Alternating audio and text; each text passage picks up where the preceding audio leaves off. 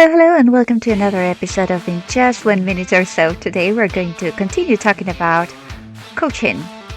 And you already know that giving less advice and asking better questions is usually better for everyone. And yet, deep down, you're pretty sure you already know the answer.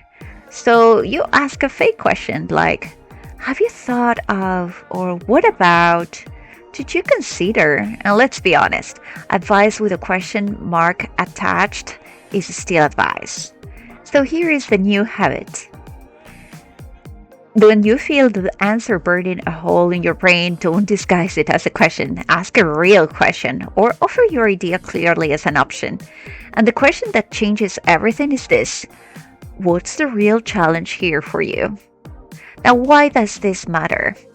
Better organizations love actions. We love getting things done. We love crossing items off the to-do list. And as managers, we are deeply conditioned to fix problems the moment we hear them. The instant someone starts describing a challenge, every fiber of your body wants to solve it. That reflex feels helpful. But it creates three predictable problems. The first one, you often solve the wrong problem. What's being presented is rarely the real issue. It usually is a symptom, a secondary concern, or a half-formed solution. The second problem is that you end up doing work your team should be doing. People stop thinking and start bringing problems straight to you. And the third problem, you become the bottleneck.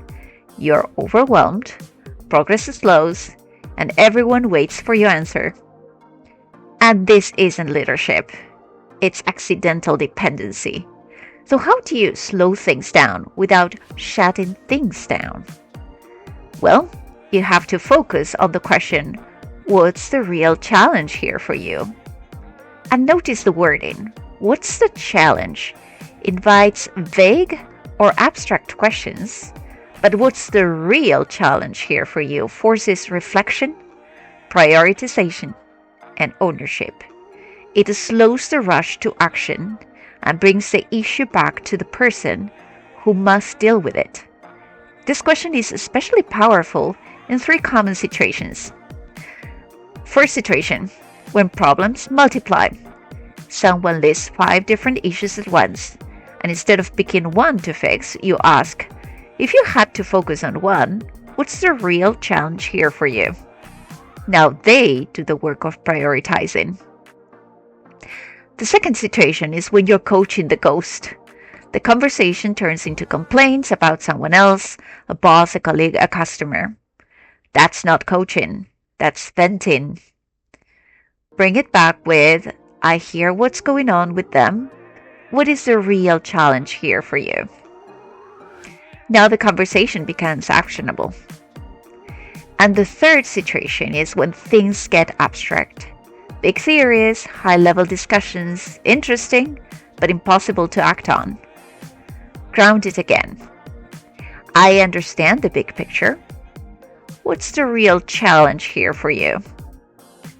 Each time, the focus shifts from the problem to the person facing it. Now, a warning.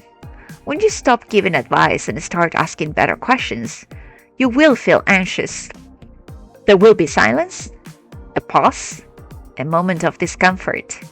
And that's not failure. That's thinking happening. And when the conversation ends, ask one final question.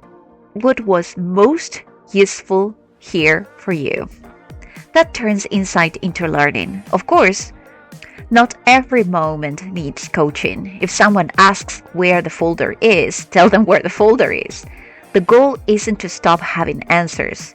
It's to stop making that your default. Because leadership isn't about solving more problems. It's about helping people solve the right ones.